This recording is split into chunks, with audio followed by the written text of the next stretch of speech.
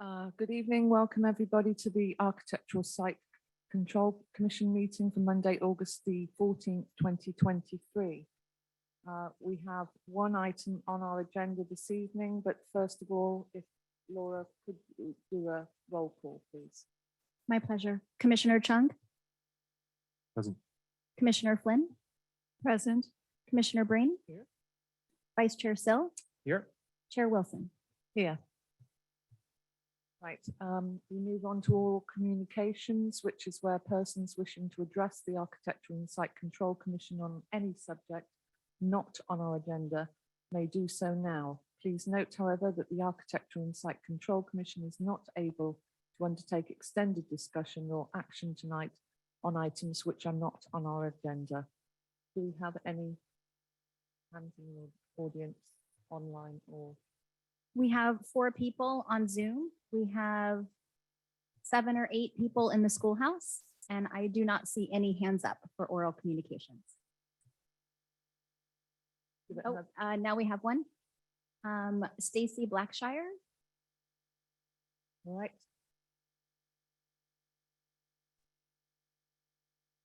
Go ahead, Stacy.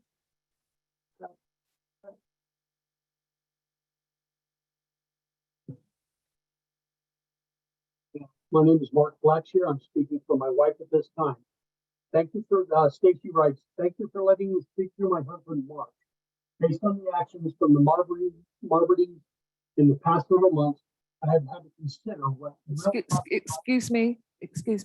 We can't hear you properly. I'm not sure whether it's a communication problem from your end, but you're coming out as garbled. Do you have any other microphones that you may use? Is this any better? Is this any better? No, we can't hear you. Hello, check 1 2. She's setting up a headset. Go on to someone else and we can straighten our technical difficulties out. It sounds like you're in a fish tank. Perhaps we can suggest calling into the phone line instead. Phone in to the number for the Zoom. Is this any better? Is this any better right here? That's much better. Yes. All right, excellent. Okay. So thank you for letting me speak. Stacy writes, thank you for letting me speak through my husband, Mark. Is this the right time to do our statement? Could you elucidate on what the subject matter of your comment is, please? It's the fence extension request by 10 Tagus Court. Right. That item actually is on our agenda and we do open for public comments on that later on, but this is the oral communications for items that are not on our agenda. Okay, sorry. So we do need to. Okay, all right, thank you. Do we have any other public comments on Zoom? There are no other hands up. All right, in that case, we'll close oral communications and move on to the first item on our agenda, which is the architectural review for a fence extension at 10 Tagus Court, the Mabadi residence, and Thomas Geisler is to present. Just a second.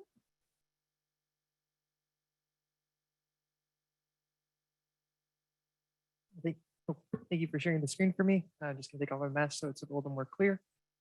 So this is the architectural review for a fence extension. This is the staff presentation, and the applicants of 10 Tagus will have the opportunity to speak at the end of this presentation. It's not very often that we get a fence permit brought to the ASCC, so it's worth it to discuss why it was actually presented or referred to the ASCC. Section 1843.080 C1 details of the Portola Valley Municipal Code details the ASCC shall have the authority to review existing fences and fence permit applications under the following conditions. Upon the referral of town planning staff pursuant of section 1843.080.8. There are other qualities that might bring a fence application to the ASCC, but this is the most relevant. Go next. Thank you.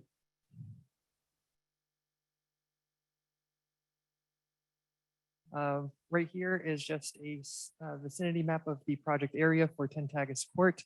The star indicates the property of Tentagus and specifically the southern property line where the project area has been proposed. It is the zoning district for, I apologize for the typo on our presentation, but this is for Tentagus, not 145 Fawn Lane. It is a residential only zoning district where parcels are typically 1 acre or around there. The parcel size is 1.24 acres, an average slope of 23.4, mostly due to the slope at the rear of the yard, far from the project area. Only residential uses are surrounding Tentagus. Thank you. Another slide. Location? Oh, sorry. The fence is roughly 230 feet in length with 2 different sections of fencing, one being 6 feet in height in the rear and side portion of the yard and 4 feet in the height or 4 feet in height from the front setback.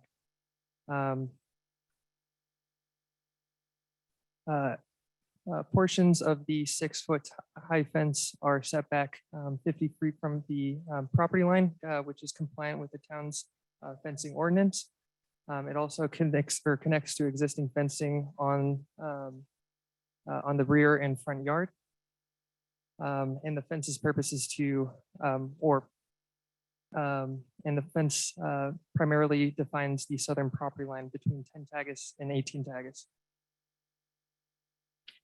The next slide. Thank you.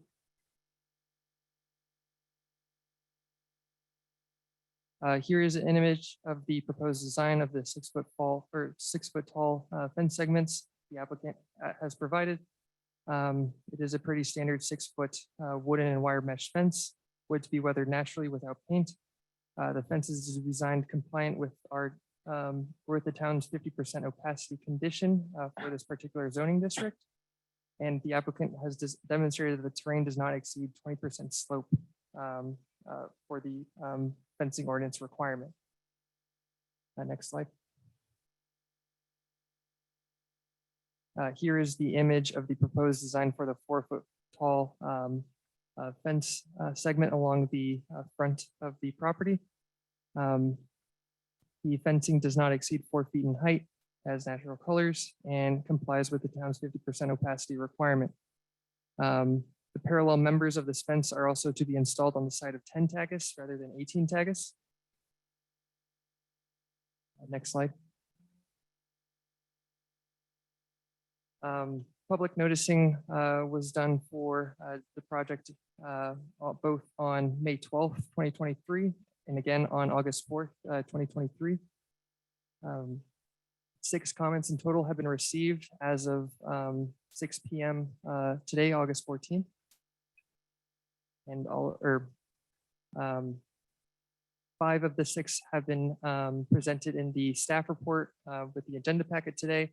The final one received this morning was sent to the commissioners, applicant. Yes, the commissioners and the applicant. Next slide.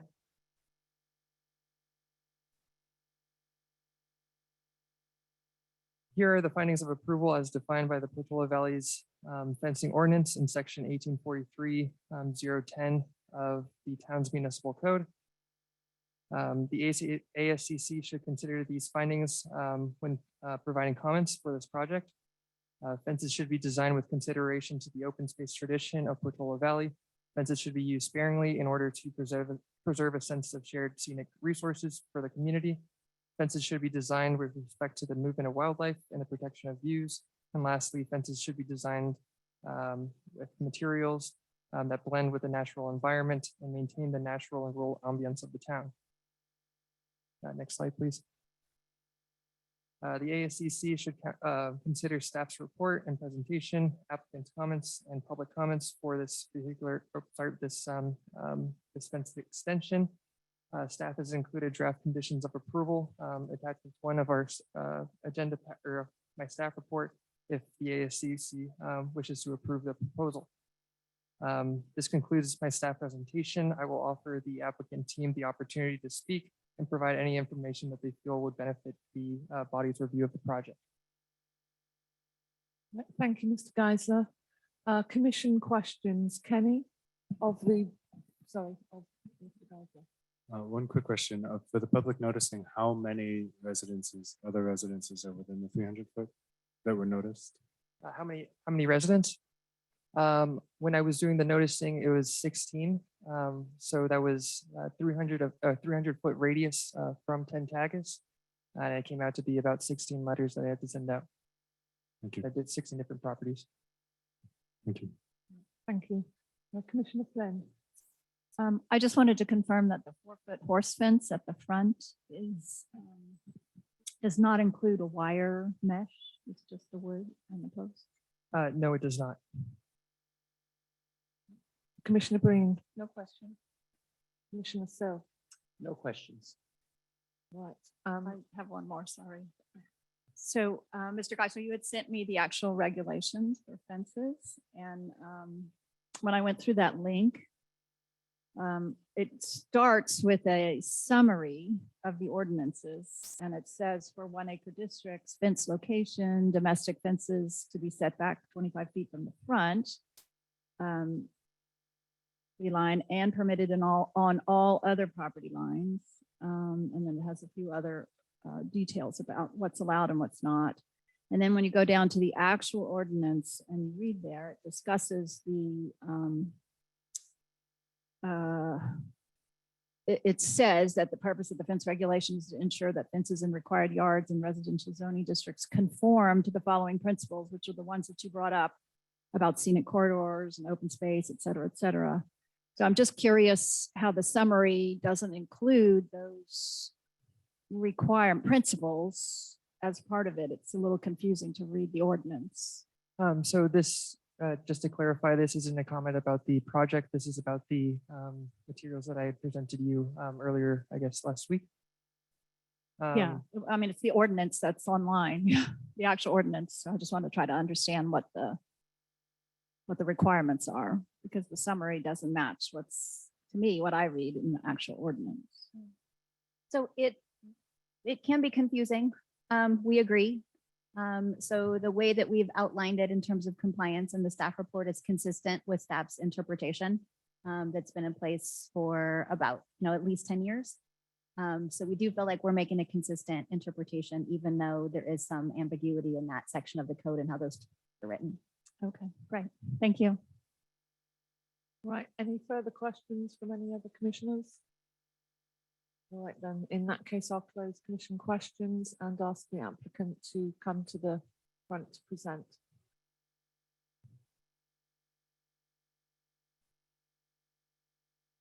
Good evening. I'm John Dalrymple, the landscape architect. Thank you very much. Sit down.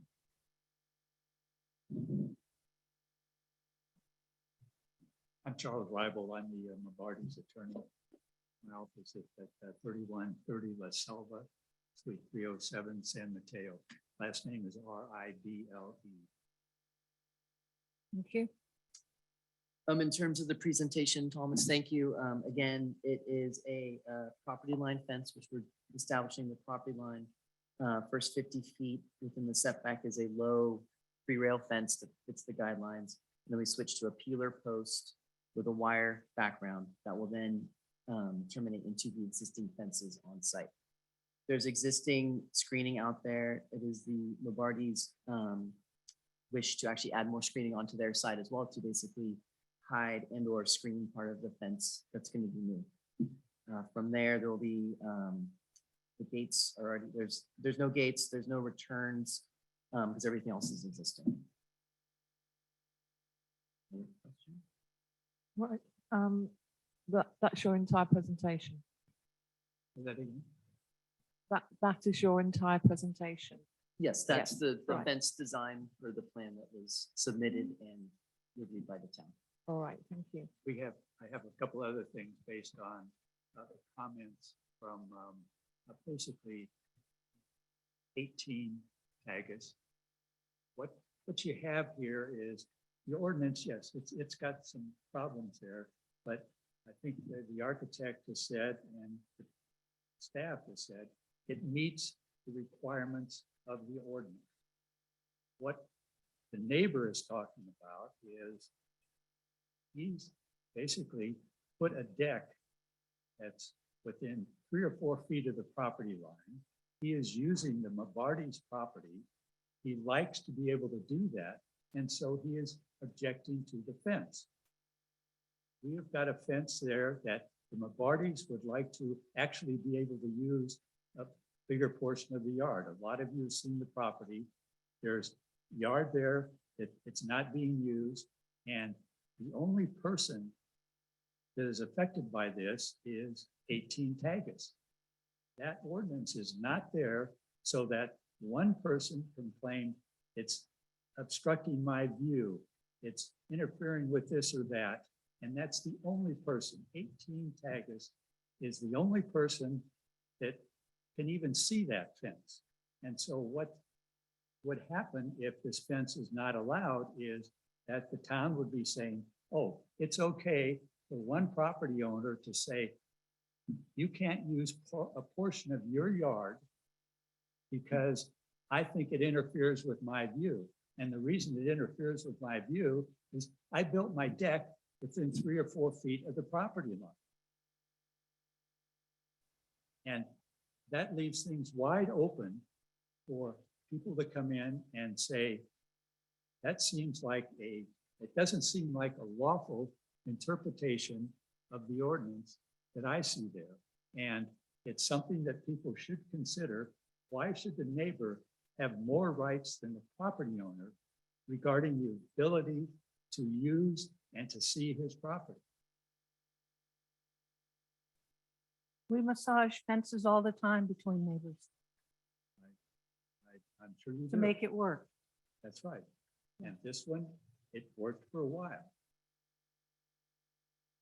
And there was a lot line adjustment, some other things, and things happened. And it's not working. And this one, the property owner would like to be able to use much more of his yard than he can. Right now, as you know, toward, I guess, the west side, it drops off quickly. Here, it's a gentle slope. It's not a problem. He can put in trees. He can do orchards. If you noticed when you're at the house, he does a lot of his own fruits and vegetables there. And this would give him some more land in order to do that sort of thing. Can you explain the lot line adjustment you just mentioned? Say that again?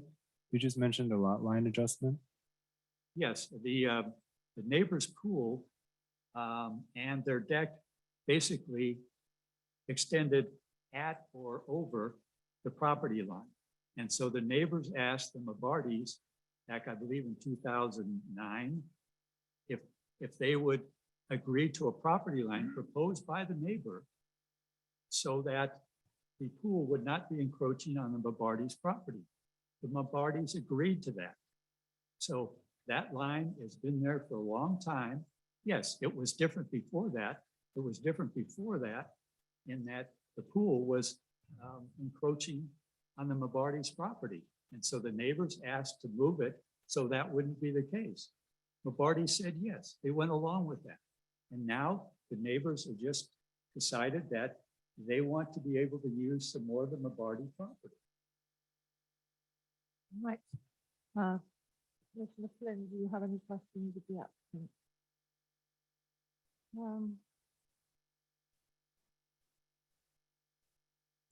Well, this is in my mind, a pretty difficult case. There's, both sides have things that are important to them, obviously. I guess my one question, is there any flexibility on the part of the Mabardi's to move part of that fence in a bit, as opposed to having it directly on the property line. I'm sure that when I've looked there, there are a lot of oleanders there that are basically on the property line. I'm sure the Mabardis would be willing to say, okay, we don't want to cut down oleanders just to put the fence in on the property line. So I'm sure they'd have a little bit of play there to move it a little bit off the property line, but not much. I mean, it's that vegetation is there. It'll stay there when the fence goes up. So it's the situation where it really shouldn't affect the owners of 18. Thank you, Commissioner Flynn. Commissioner Sill, do you have any questions of the applicant? I don't have any questions. Thank you. Commissioner Green, no questions? I also have no questions. So at this juncture, we will move on to public comment for this application.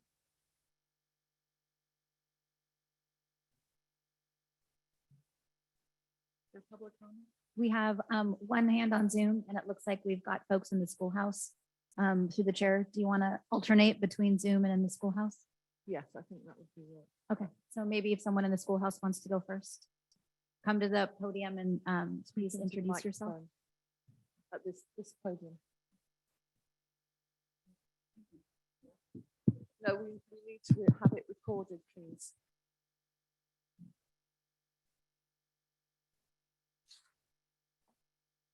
Good evening. My name is Cecilia Beresford. My husband Herb Schilling and I own the property at 18 Takers Court. First, I want to thank all of you on the ASCC for your hard work and time spent in helping Portola Valley. We have both done volunteer work for the town over the years, so understand more than some others all that you guys do for us.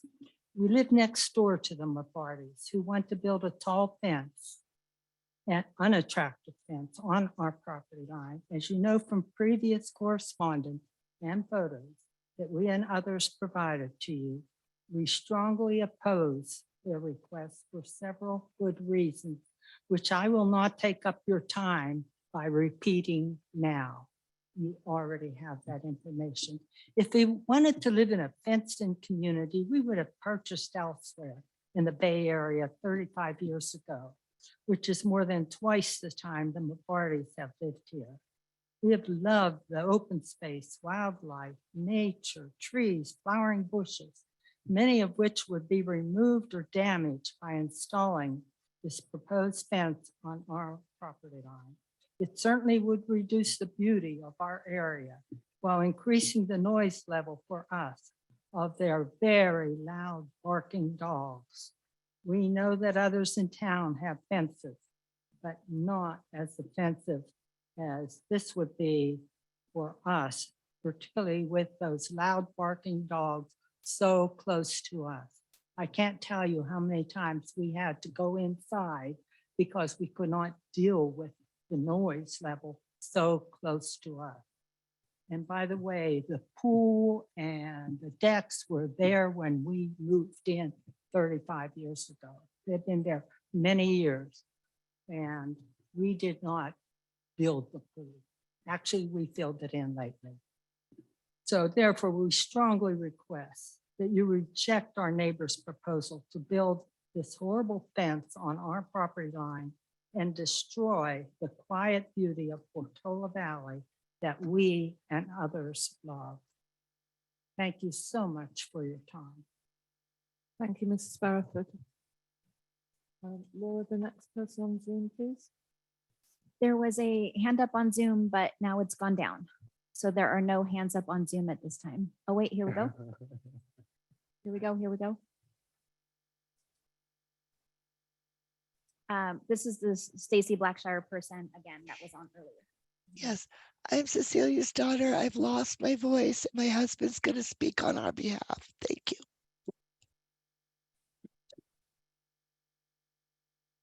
Hi, this is Mark Blackshire, Stacy's husband. Thank you for your patience with our technology. This is very important to our family. Based on the actions of the Mabardis in the past several months, I've had to consider what real property rights actually mean, while also thinking of the duty of our government officials to enforce them. To gain a better understanding, I've researched the covenant of quiet enjoyment, especially when related to the aggressive actions by the Mabardis and their dogs, actions which have been witnessed and documented by many.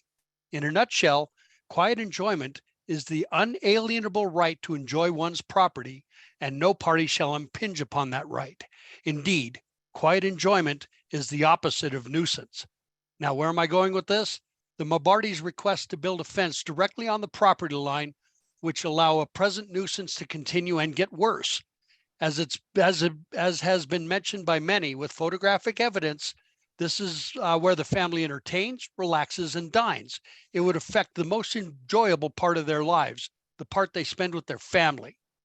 There's also code and case law related to this at all levels of government. For example, a few examples I'm sure you're aware of. At local level, it says, according to Portola Valley Town Code 6.04.070, subsection C, prohibited conduct. No owner or possessor of any animal shall cause or permit it to do any of the following: to suffer or permit such an animal to bark habitually, or act in such a manner as to continuously disturb the peace of any citizen or to be a public nuisance.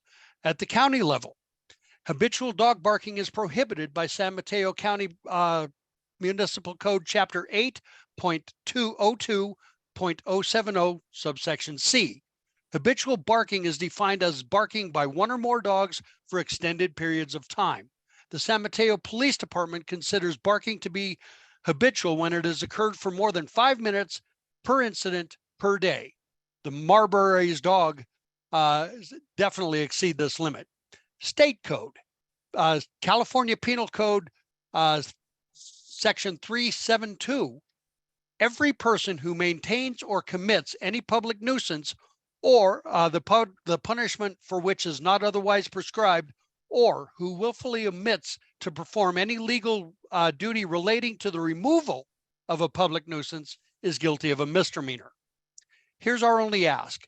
Our parents have lived their entire lives in the service of local, state, and federal government. Our only ask is that the town of Portola Valley provide this same service to them when considering this fence variance requested by the Marburdis and their barking dogs. They are retired and deserve to have some peace. This can easily be accomplished by the town in this meeting today by denying the architectural review for a fence extension at 10 Tagus Court. Thank you so much for allowing us to weigh in. And regardless of the outcome, please know that we sincerely appreciate all that you do. I, Mark Blackshear, give my 3 minutes to Herb Schilling. Mr. Blackshire, could you read your address into the record, please, because we don't have that. Please say that again, please. Would you read your address into the record, because we don't have your address and we need that for. Our address is 5317 Coyote Drive, Frederick, Colorado. We are always there at Sill and Herb's, or our zip code is 80504. Sorry. All right, thank you.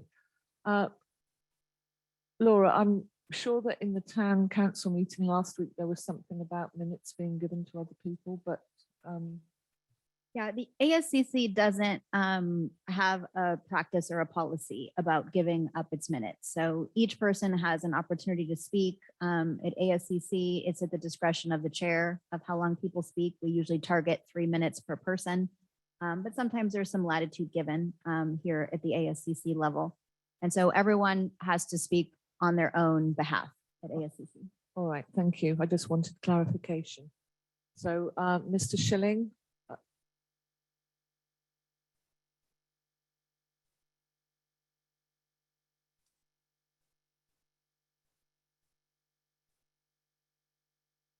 Again, I'm Herb Schilling, husband of Cecilia Beresford. I sincerely appreciate the commissioner's time and effort in trying to resolve this. And we want to let you know that we purchased our home 35 years ago and enjoy the openness of the view and the rural charm of the community the sense of rural living was similar to our own childhood. We also enjoy how many bright people there are in the community. In this particular case, I'll take, maybe disagree with Mabardi's attorney that this is not just for us. This is for the people of Portola Valley.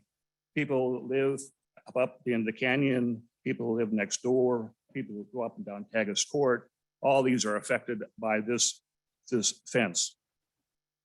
So basically the Mabardis are proposing building a fence on the south edge of their property as a wall to us and our neighbors to wall us off from the open views and the scenic vistas of Portola Valley. The fence code definitely states that the code does not allow the Mabardis to have this for their purpose. In fact, 2 sections of the code are specifically prohibited this kind of borderline fence. That is cutting down on the open space and reducing the rural ambience of the community. If you make an exception and approve this proposed fence, the town may as well tear up half the fence code, as the first 2 elements will become meaningless and unenforceable. The case will open a floodgates to anybody wishing to use their fence to define the borders of their property. More corrections to what the Mabardis attorney was saying. That fence or that deck was there long before the Mabardis got there. And we didn't have to have a lot line adjustment to accommodate our needs. The law, as I understood, was if there is an existing structure on property for an extended period of time, that property becomes the owners who own that property and which that structure is built. And so, yes, we couldn't make improvements to our pool, and it makes no difference now since we just still been in with 25 truckloads of dirt.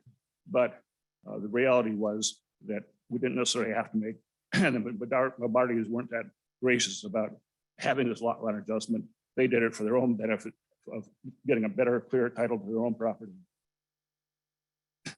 So I just think that it's one-sided for the Mabardis attorney to represent that this is solely for our benefit, for it's not. It's for the communities.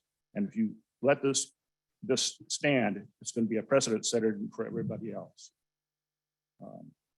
I will refer to the additional comments in my previous letters, and I will not repeat them here. I believe I have 3 more minutes given to me for the people in Colorado. So I'd like to go on to another point. If I could, unless I should sit down and have somebody else speak first. If you could be very brief, because if you could be very brief, because we would prefer to limit all comments to 3 minutes. Okay, but he basically was saying he read his for his wife. That's 3 minutes. He donated his 3 minutes to me, and I have not gone over 3 minutes yet. All right, but if you could, we have had the letters and we have read them. So if you could be as brief as possible. Yes, yes. Thank you. This shouldn't take more than 2 minutes. I think it's important for you to know that we believe the Mabardis are requesting this property line fence to punish us for not agreeing to trim the tops of our trees. I was not going to bring this issue up today, but I heard the Mabardis talk to some of you about my poor conduct in terms of trespassing and other kinds of variations. So I think it's important that I put that in context.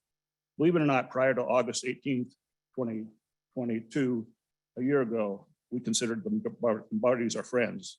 They had keys to our house, a post office box, our mailbox, alarm system codes.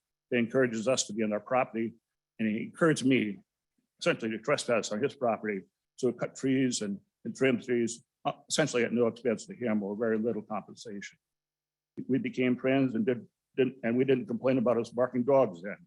They brought us cookies and cakes. We had dinner parties together. They requested us.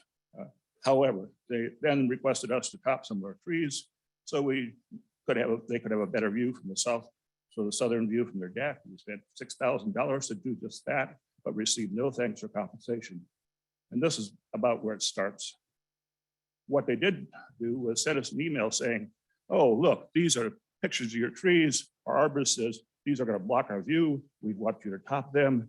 We also want to have a landscape easement so we can top all these trees in the future. Anything over 40 feet, you should be able to come on your property and cut the tops off. We declined the request. Then almost, well, within a few weeks of then. On August 18th, the Lombardis had a surveyor company. They surveyed stakes on the property line with red flags, and we could tolerate the stakes, but not the red flags. And we had a heated discussion with the Lombardis about the matter, and we have not spoken since. And we probably won't speak to them again. So then the Lombardis also talked about me having a 3-foot by 6-foot planter box, which was in the area of our property line, which shouldn't be there according to the last survey codes. I looked at the paperwork, agreed, and removed the item, and I made modifications to have the other one conform to that as well. I'm a current retired county employee, working law enforcement as a probation officer manager for the last 30 years. I would not knowingly violate the law. So it's important that the commissioners look at what we did in terms of paperwork, look at the fact that none of their fence meets that code.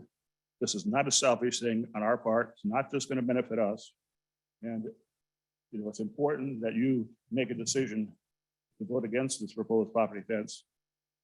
As in our fence, if you don't, it's going to open up the elements of the fence code to others to violate, and which is contrary to the law. Thank you for the time and energy devoted to this. Thank you, Mr. Schilling. Do we have any other comments on Zoom? There are no hands up on Zoom. Right, do we have any further comments in the audience? All right, in that case, I'll bring it back to the commission for discussion. Commissioner Sill, would you like to start us off? Thank you. Oh, I thought you'd like it. This really seems like a sad story to me. I think it's really unfortunate that we've gotten to the point where neighbors can't come to some compromise here, but I appreciate that it's a difficult situation and things have gotten out of hand. Since it's gotten to the point that it's to us to make a decision, I fall back on, can I make the finding? And when I look at it, I really cannot make the findings of approval for either items 1 or 2. Fences should be designed with consideration for open space tradition of particular valley. Doesn't feel that way to me. It's right on top of space that the folks at 18 Taggart Court use. To be used sparingly to preserve a sense of shared scenic resources. It definitely does not feel like that to me. And it seems like the emphasis is on defining spaces privately as opposed to shared scenic resources.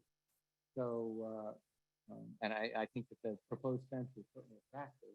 I don't have a problem with it, but I just cannot make the findings for items 1 or 2. So I'm not in favor. All right, thank you, Commissioner Sill. Commissioner Breen. Yes, this is unfortunate. And I would just like to do a little narrative about my neighbors. My neighbors are like family. And I don't know what I would do without them, and I don't know what they would do without me, all of us. I've had 3 neighbors die. When I've heard the sirens, I've dropped everything and I've run. And I've done CPR. And when I fell off a ladder, my neighbors came and they took me to Stanford Emergency Room. Not only that, but broke both my arms. They came every day and watered and walked my dogs. And 2 or 3 weeks later, my neighbor came and said, "We wish you didn't heal so fast," because they had such a wonderful time with all the people who came. Now, another thing I heard today was that you guys have been good friends and you've eaten together, you have broken bread, so, I mean, there's a possibility for repair. And I bought a really beautiful bottle of champagne and 4 glasses because I'm really hopeful that you guys can work through this, because I don't understand why you guys can't get through this. I think it's important that you talk and it's important that you work through this. But, you know, if you can't, I mean, I found the placement of the fence, I mean, I think it feels punitive to me. I don't think that there should be a 6-foot fence there. I don't think, and then, you know what, the town discourages perimeter fencing. We don't like perimeter fencing. We like animals to be able to run through. We actually hope that people leave a space for fawns and things like that that get stuck. You know, so, you know, and to have a 6-foot fence right where you're having a cocktail or hanging out with your family, it's mean spirited to me. And I don't want that to happen to you, but I want you guys to make up. And I want you to take the champagne and take it home and drink it together.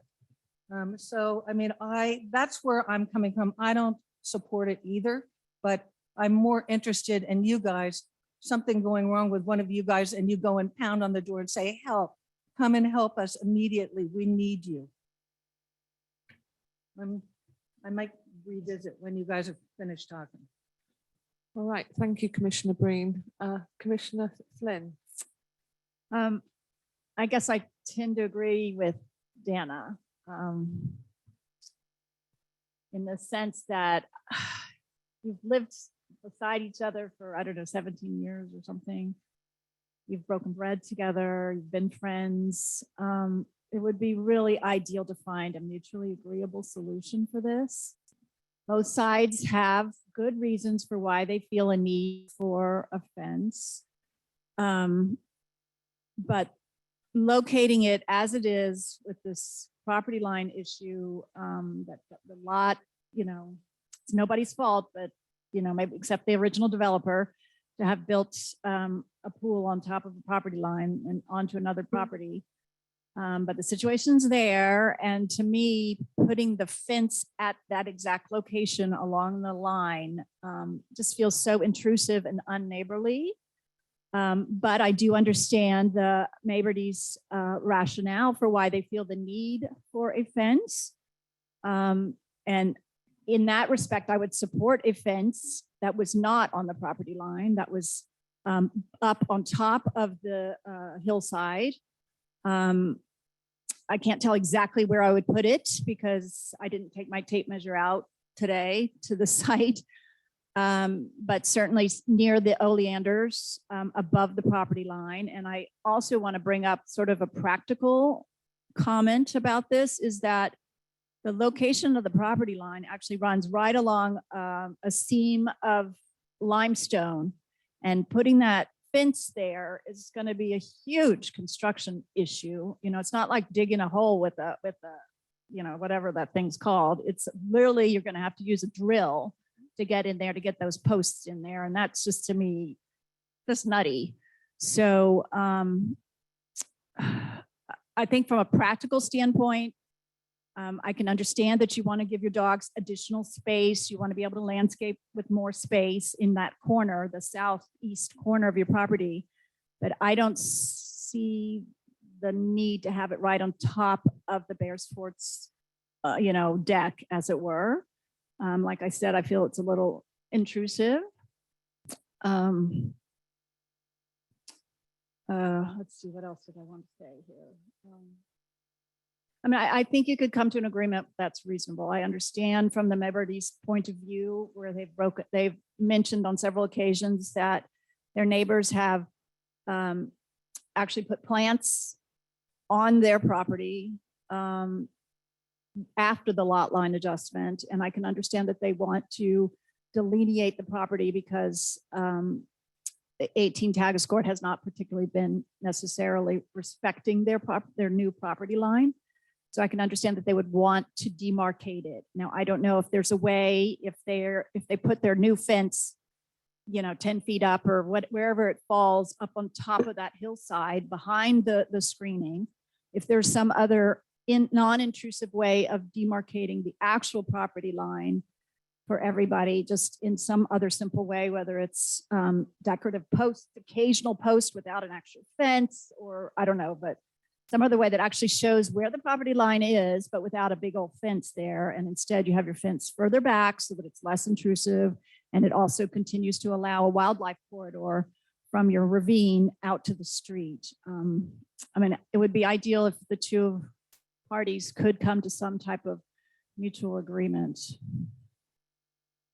So that's my comment. Thank you, Commissioner Flynn. Commissioner Chung.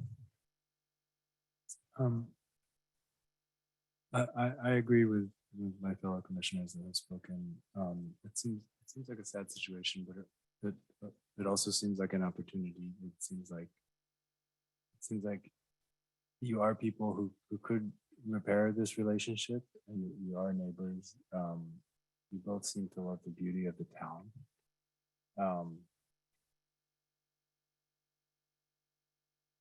It puts us in this funny situation of sort of being mediators. And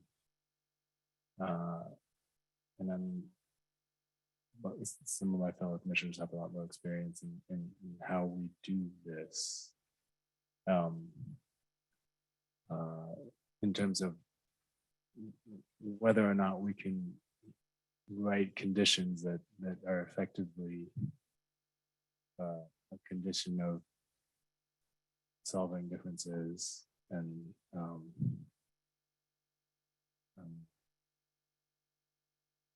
I find it difficult to evaluate competing claims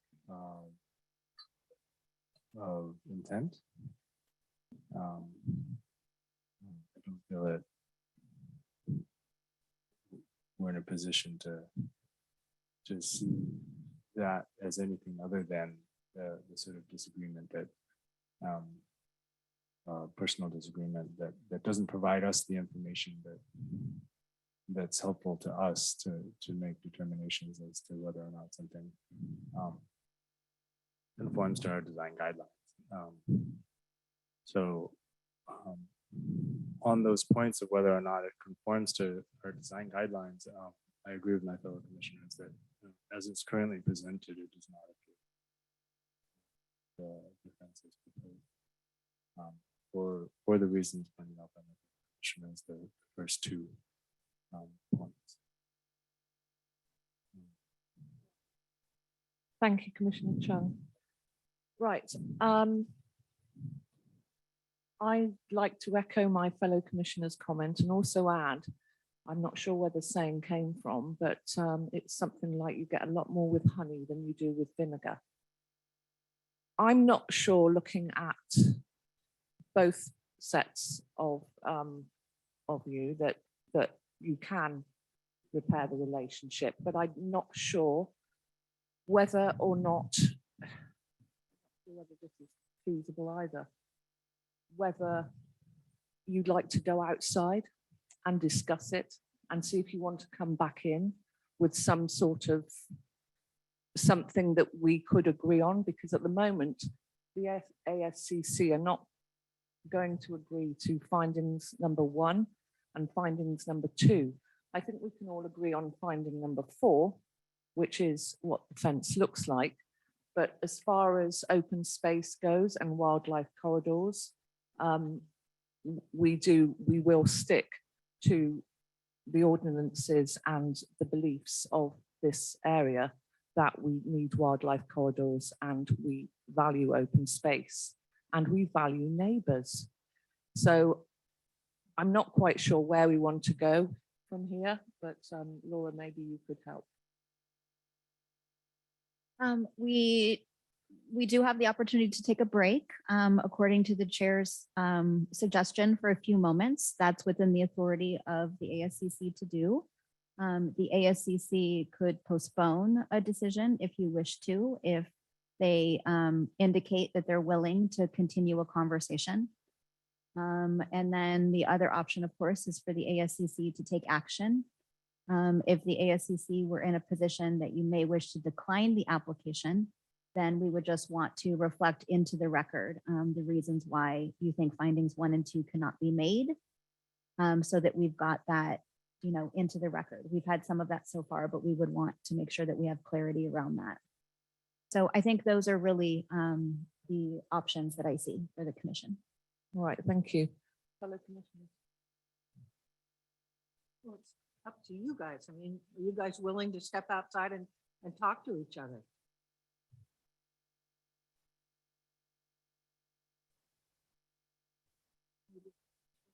No. I think there probably is a form of this fence that, I think there probably is a proposal you can come up with that satisfies both of you adequately. Discuss this. Whether or not you can do something. Located in the fence. No. And, I think it's unrealistic. I think it Okay, can get but- settled Well, in a could, couple minutes outside. no, but can they agree to discuss this? And come back Yes. at the next meeting or something. I've just talked to the Mabardis are willing to discuss it and see if something can be done. I'm not sure whether the neighbors are or not. The Mabardis are willing to do that, to see if there's some agreeable compromise. Right, because otherwise, correct me if I'm wrong, but if it went, if it was, if they're not made today and we rejected, it would cost the Mabardis another application or an appeal financially, and Yeah, I mean, there's more time and Yes. kind of paperwork involved in that. And I think, there's really a shared interest, I think, across, everyone in the commission and certainly in the staff, that this can be resolved in a way that people feel comfortable with, because that's what we aspire to do. yes, And so if both parties want to reach a compromise on this, then my suggestion is that we just continue this item to an upcoming meeting. Let them reach a compromise, submit that to us, and then we would bring that back, presumably, hopefully, for approval by right, the ASCC. And so that would be the process. It takes a little bit, of time in terms of scheduling. But that seems a small cost to pay compared to the potential to reach a compromise here. right, So that would be my suggestion. right. Mr. and Mrs. Schilling.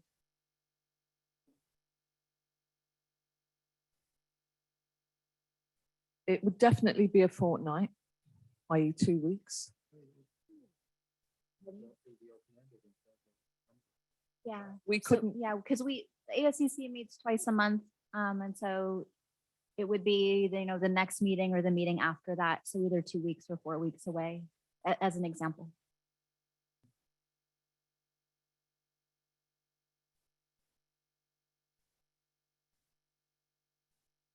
right, but if you both can come to an agreement, then you're not, then it would be basically the commission and the town.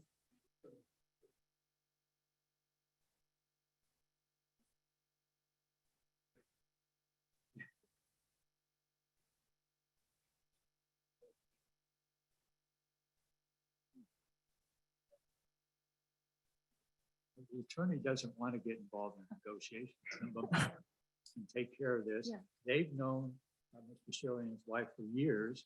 There's no reason why they can't be involved. We're not trying to make this into a litigation matter, that there are certain things here that I've got some problems. Right. But if they can resolve it, that's the best way to take care of it. Over dinner. We're offering the balm here to soothe, and Mr. Mabadi.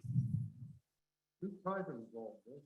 We sent them a letter last year in December. And expressed that we would pay for the fence.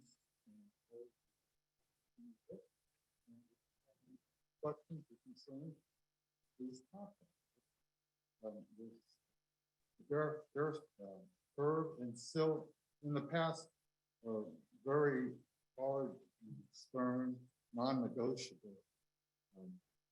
And so when we sent them that letter, they immediately contacted staff and ASCC. They didn't want to negotiate. We sent them a letter in December. Applied for the permit. I think our application was approved February or April. And, yeah, they've never been willing to negotiate. In the past, we brought that up to them, but we're willing to try again. All right, okay. As long as he's civil. But his history and being in law enforcement, Right, he feels entitled, privileged, and always expressed that. All right. Is, yeah, Mr. and Mrs. Schilling, is there a spot or a line at which you would accept the fence?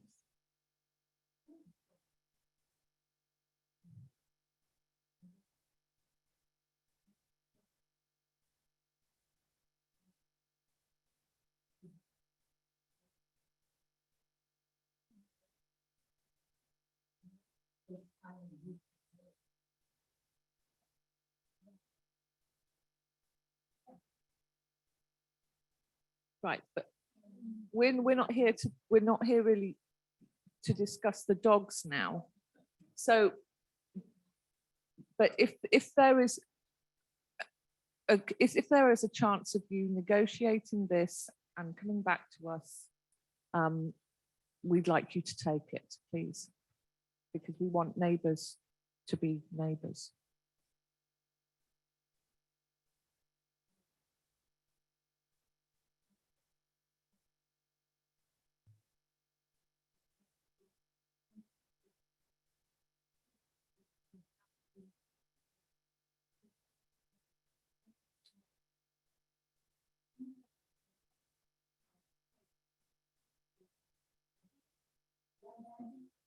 Right. Could I make a comment?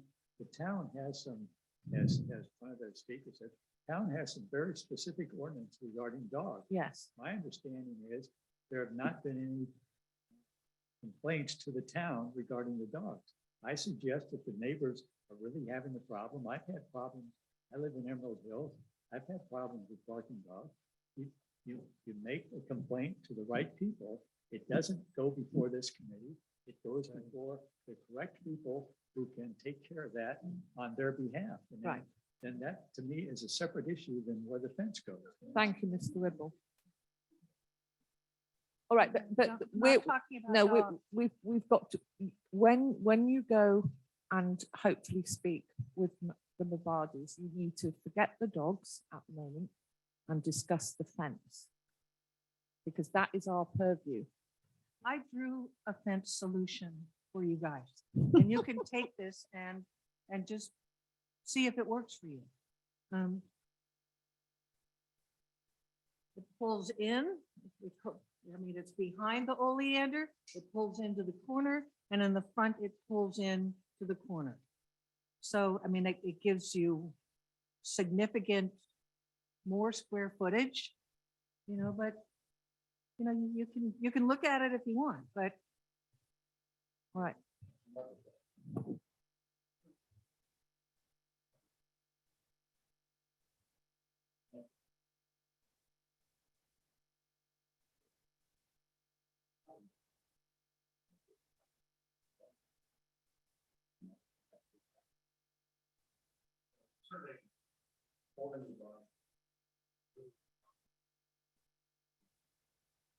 Right. All right. Yes. Right.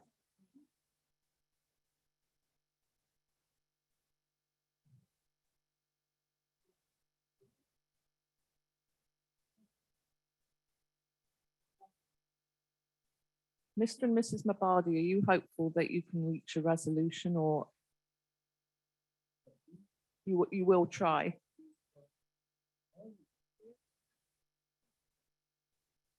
Yeah, well, Discovered that their pool was on our property. And asked them to grant them. They said that the property was approved after we moved in. right. And we provided them a copy of the survey. They said non-negotiable. Oh, no, it was there before. So we Okay. went ahead and built a fence, and we didn't build it on the pool, right down the edge of the pool where the property line is. We held it back.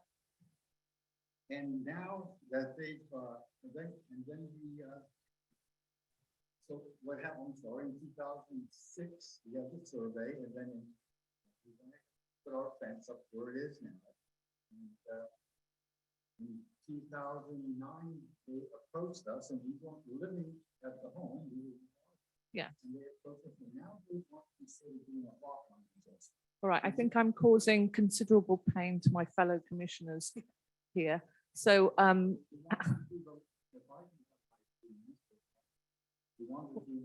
would you like to go? Is that in- Yeah, because this is a lot of discussion that's off the mic. Yes. Which I don't have a lot of comfort with for the record. And so, Okay, All right. so I'm gonna start again if you don't mind, so I can stay on track. We purchased in 2005. We had a survey, done a full survey of our property, show that their pool and improvements were on our property. And you can actually see it even better in the photograph, the Google. Yeah, you can't see it there. You need to see the actual lot line adjustment.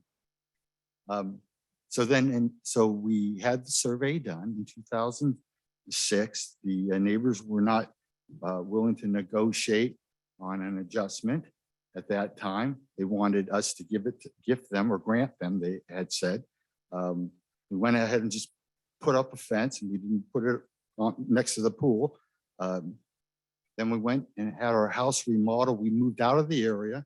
And while our house was being remodeled, our neighbors contacted us and asked us if we'd be willing to do a lot line adjustment. And they wanted 20 feet so they could have a conforming setback for the pool. And we negotiated with them and told them, well, we'll do 10 foot. And they asked us to split to share for all costs. And we did for the survey, for the lot line adjustment. The only thing the Schillings didn't pay for is for the legal description that we had our attorney do. And then pool's just been recently decommissioned. Thought, this is a good time. We want to start using our land, using all of our land. We approached the Herb and Sill and we sent them that letter and asked them if they had any concerns and gave them plenty of notice and told them that we wouldn't even construct the fence until 30 days after it was approved. We never heard back from them. Only response we received was through the public comments that was shared to us 3 days before the first meeting that was going to be held. So when you said the May 15th, I believe, date, and that all the neighbors were giving notice, well, we weren't at that time. We weren't aware of any public comments until that Thursday before the meeting on Monday. So we've always worked with them in the past. We've been great neighbors. I take care of their house and I clean their pool when they're gone. I check their mail. I water her indoor plants for the last 17 years. And like Herb said, I've got the keys to their house, their alarm system. But like Herb said, it hasn't been a very cordial relationship ever since we sent them the notice for the lot that we wanted to put the fence on our property line. And cordial is putting it very light of the way my neighbors have treated us over this, ever since we gave them notice that we're going to put our fence up. Not professional, not very nice at all, but we're still willing to work with them. But it's there's two sides to the.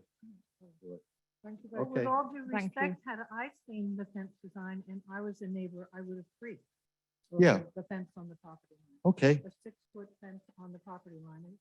Uh-huh. I think that's Yeah. a lot. Right. And what would you do?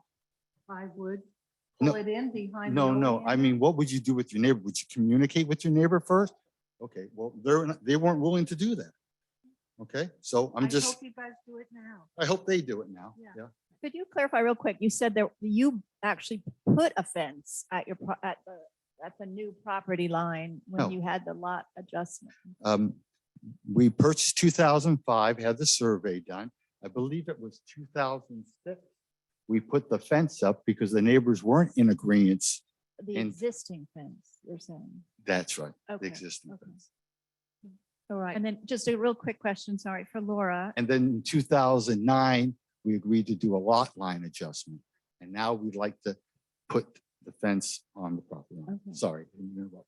Could you just clarify, people who put their fences 20 feet in, do they need to come in front of the ASCC, or is there some sort of regulation about that?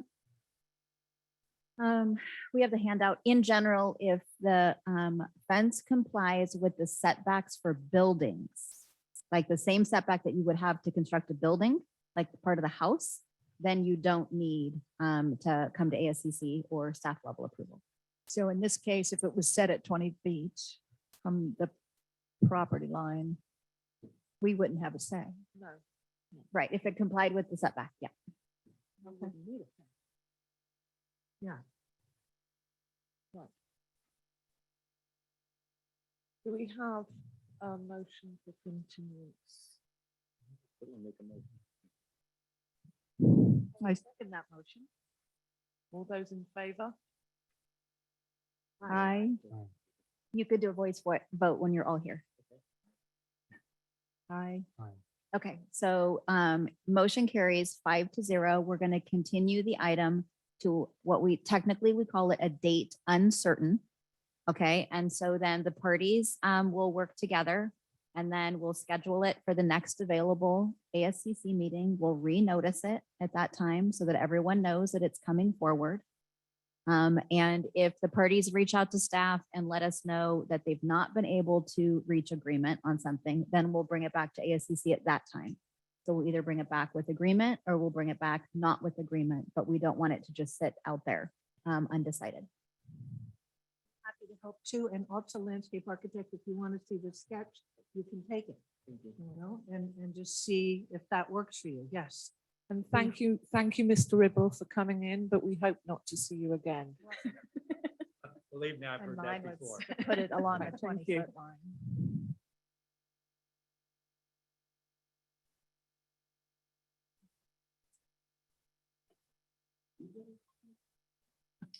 Oh, do you want to photocopy it? I was just. You draw the same thing on this one and then. I have the, I can draw them. Oh, here, Okay. There's a larger one, Dan. Dana. What? Thank you. Thank you. Mine's a little stricter than. No, we're different, we're a little different. I don't like seeing it go through the meadow. That's not in the spirit of open space. All right. So we are going to close that item of new business and we'll move on to commission staff, commission reports and recommendations. Commissioner Chung, have you? Can I just recommend that we just take about a 2-minute break right now so everyone can regroup and we'll just, yeah, pause for 2 minutes. All right then, thank Okay, you. thank Yes, you. we'll. Okay, reconvening the meeting of Monday, the 14th of August. We're moving on to the commission staff committee reports and recommendations. Do we have any commission reports from? I do. From Commissioner Flynn. Yeah, from a month ago, I was asked to review the updated landscaping and lighting plan for 127 Ramosa Lane, the Taylor residence. I was not part of the ACC when that original case came before the commission. It was a really big challenge for me to try to figure out what was going on. In addition, the project manager for the case did not provide the required letter that was supposed to detail all the submitted changes for the lighting and the landscaping. So I had to go through and try to compare on my computer this size, what exactly was different.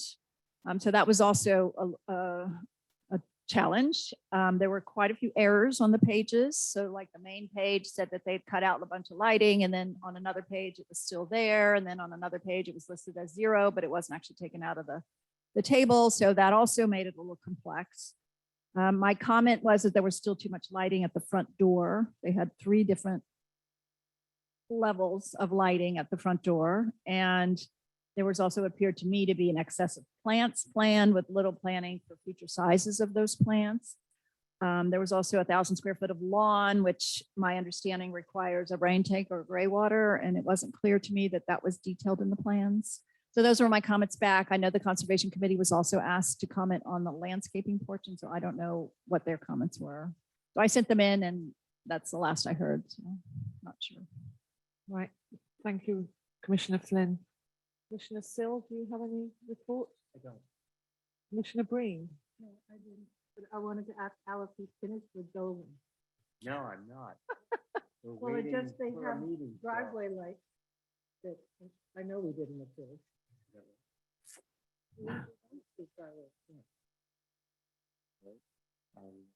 Put that on the list of things.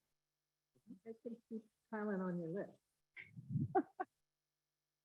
And in the case of a steep driveway, what is the preferred way to prevent someone from driving off the edge? That light, what Headlights. physical barrier? if Physical necessary? barrier. Okay. All right, and I have nothing to report, so we move on to Laura for the staff report. Okay, I wanted to preview with you the next meeting and get your feedback on how you want to handle the site meetings. Okay, so for the next meeting on the 28th, we have 3 items that are currently scheduled. We have 119 Campo, which is an addition and remodel. We have 42 Santa Maria, which is a new residence that was approved by ASCC in the past. They did a complete revision to that. So it's a completely different design at 42 Santa Maria. And then we have 127 Opinion, and that's the one that I've mentioned to you once before.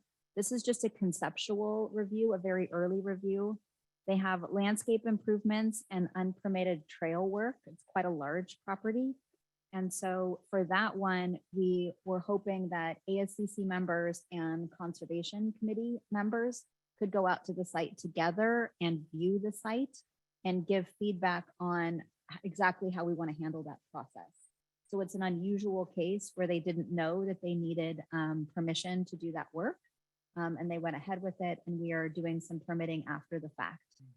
And so since it's an unusual site, we thought it would be best to go out and look at it. It's a large site that is quite a hike/walk to be able to go out and do that field visit. So we're looking at the schedule and trying to come up with a good way to manage all of this. And so we have kind of 2 potential proposals. We could try to do all 3 of those site visits during the day in the afternoon. And the tentative schedule we have, for example, would be like 2 p.m. at 119 Campo, 2:45 at 42 Santa Maria, and then 3:45 at 127 Pinion. That way the Pinion one could be last, and people could, engage with that in the way that is best for them. Alternatively, if that feels like a lot on one day, because it'd be a lot of site meetings and a long evening meeting, there would also be a choice if we wanted to have the 127 Pinion on a different day. Like, for example, go to the Friday before. You wouldn't have your packet and materials all in front of you like you oftentimes like to, but the point of that site visit is really to go and walk around and look at things anyway. And so I think it could still be a constructive site visit if we wanted to do it the Friday before and break up some of the work for you. So I wanted to get your feedback on how you prefer to have that scheduled. What would be involved in enabling the planning department to actually get a packet for that 127 by that Friday site visit? What would be necessary to have that? We happen? could potentially get it to you the end of the day on Thursday. So it would just be, kind of on the commission to look at it in that shorter time frame. We couldn't get it to you earlier than the end of the day on Thursday. Yeah, I wouldn't want to have a site visit without having the packet. So if it's possible to get it Thursday night, I would be open to splitting the meetings because I think would be a lot to have 3 meetings. I don't know. I agree with splitting the meetings.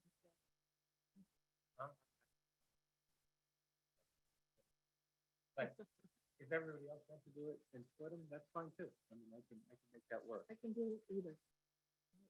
Okay, and we want to make sure that we have enough people available. If we're going to split them, are people available on It'd be Friday, the 25th, in the afternoon. For me, because of working kids, if any of these sites can be available on the weekend, that's when I'm available. Okay, Okay. so we can make separate arrangements, Kenny, like we have in the past, for you to go to some of the sites over the weekend. But I think for the 127 opinion, it really should be a walk. Do you know what I mean? And I think also including conservation would be really useful, because part of the discussion is about the interaction with some of the trees and what need to, you know what I mean? Make sure we're protecting the trees and looking out for those conditions. Okay, so we're gonna go with splitting it. We'll do the 127 opinion in the afternoon on Friday, the 25th, and we'll get you the packet at the end of the day on Thursday, the 24th. All right, thank you, Laura.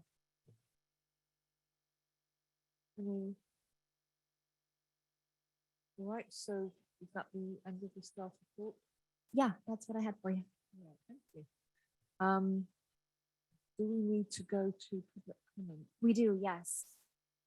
We have a hand up from earlier in the meeting that is still in the fence item, but we also have a hand up from Rita Gomez. Right, thank you. Go ahead. Yes, thank you for taking my question. On Wednesday, this is concerning the report that was just given. There's a planning commission meeting on the schedule, but there's no packet. Is this another meeting that will be canceled? This will be the 5th one in a row. And with the HCD report and with other things going on in the town, and when asked, it's been told that there's nothing to be worked on. And we have the safety element, we have several issues that are going on. And this will be the 5th meeting in a row that would be canceled. Will the meeting on Wednesday actually happen? And when will we start getting updates on the Stanford Wedge and other open issues, such Right. as the safety element that then we won't have time to be working on, that's supposed to be produced in October 2023? Thank you. Laura, would you like to address that, even though we aren't the planning commission or the town council? There will not be a planning commission meeting on Wednesday night. That meeting will be canceled. And I explained all of this to the council last Wednesday at the council meeting. If any ASCC members have questions on this, I'd be happy to answer them. Right, thank you, Laura. All right, so we move. Sorry, we have another hand up from Christy.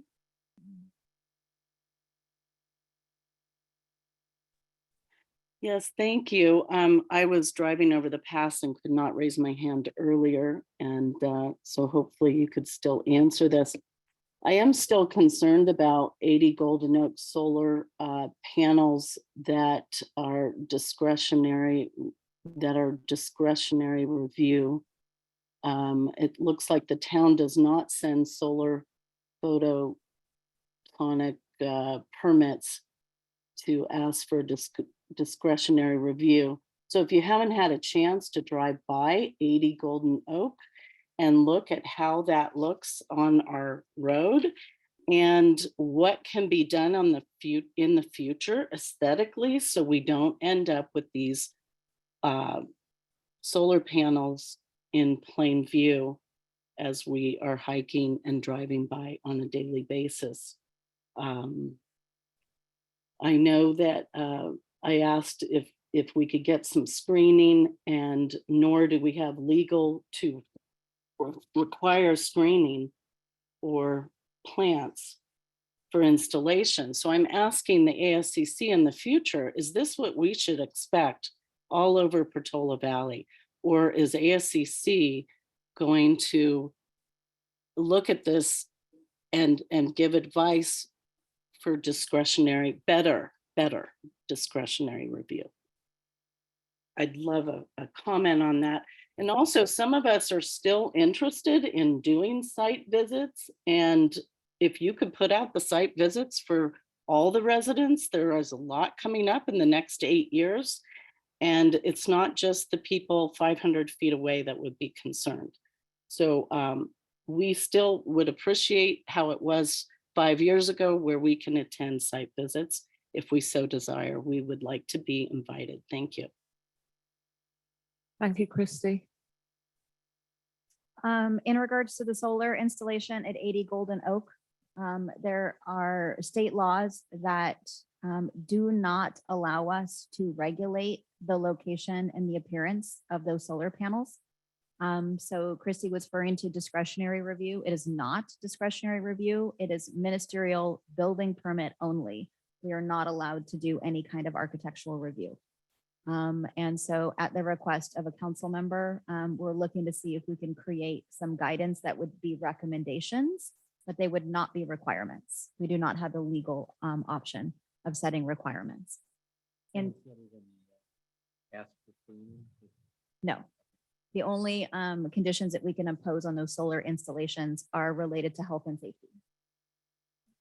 And then in regards to site visits, all residents are welcome to come to all site meetings of the ASCC.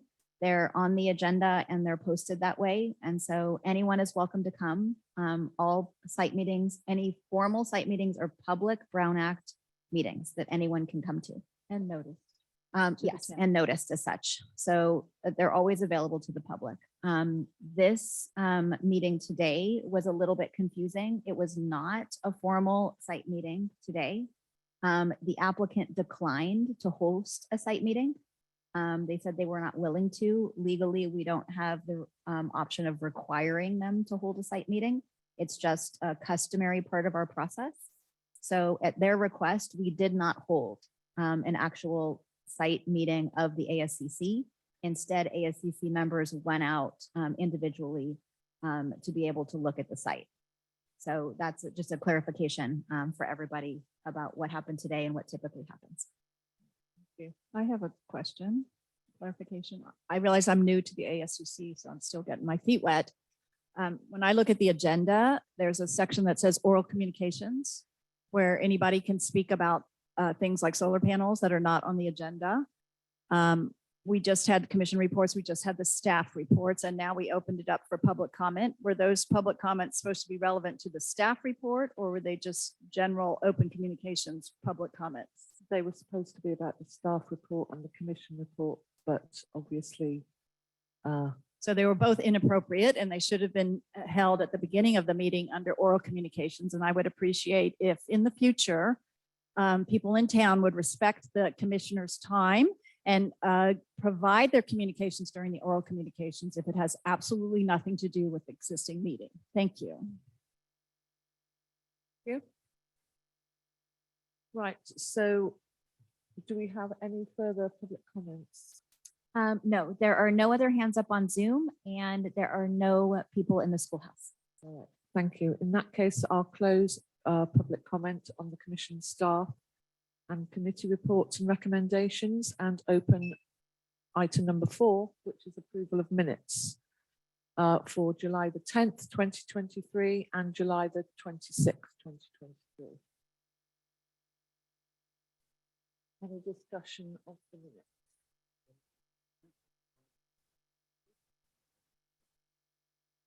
I must have just done those. The minutes for the 26th seem fine to me. I was not at the first one. So Right, I so- move to approve the minutes. Are you a motion to approve both sets? Yeah, both sets. Can we vote? Can I vote on one that I wasn't there for? Yes, you can. It's some people recuse, but you are not required to. It's your decision. Okay. Okay, so we have a motion and a second. All right, all those in favor? Aye. Aye. I'll recuse. Okay, so the motion passes 4 to 1 with 1 recusal. There we go. All right, thank you. Do I need to open public comment for the minutes? Yes, I'm sorry. That's my fault. I should have caught that. We have 2 hands up from Caroline and from Christy. Here is Caroline. Thank you.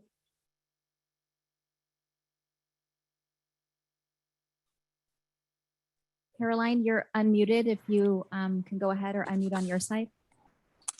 I followed the prompts and I unmuted myself. Can you hear me now? Yes. Thank you. Thank you so much. I hope the chair shared the letter that I wrote after, you had the two meetings. So first of all, I would like to make a correction. You had minutes for July 24th and July 10th, not the 26th. I don't think you had a meeting, but I might not be correct. So please verify, but I think it's the 24th. I hope that you will allow all the commissioners to see my public comments, because I think it's important for future developments. And I really appreciate all the questions that the ASCC members asked Callwater.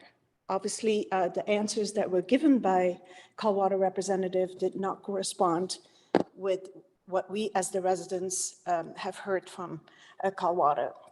But it is important for all the future buildings. So I hope that this committee will allow this letter to be posted. And then my last comment is actually a verification. So I believe that this committee decided to go with summary minutes. And I was hoping that the planning director could give us an update what Mayor Alves decided to do, because she was going to ask him if that was possible. Thank you. Thank you. Mr. Sack. Caroline is correct.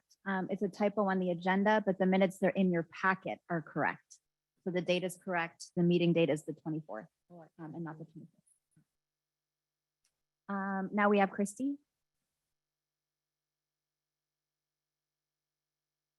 Thank you. Regarding the minutes, once again, I think we bring up things verbally that we only see our name written. So no other residents will ever hear what we said, which is a disservice to our town. And we've asked a number of times that we have a summary of what the residents say. And I feel it's super important. And I still ask for that in town council, ASCC, and planning commission. And I do believe the planning director is land use planning. And so when she gives her report, it seems to me we have an option to ask about land use planning, which to me included solar. So I never heard it discussed in a meeting. I've been attending meetings, but maybe I missed it. So I appreciate the update and I need to understand it a little bit further. So I believe, Laura, you said you were going to discuss this at the next meeting regarding our words being shown rather than just our name. Just hope to get a response.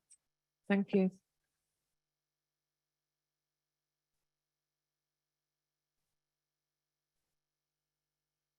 Okay, so the ASCC had a discussion and decided to go to summary minutes instead of action minutes. And I still have to check with the mayor, but I'll do that and we'll implement it with this set of minutes. I'm assuming he'll say yes. All right.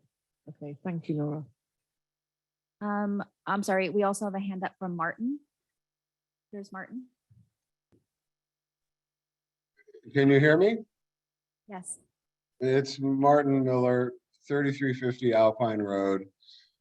This may not be the correct forum or committee meeting, but it is your land planning.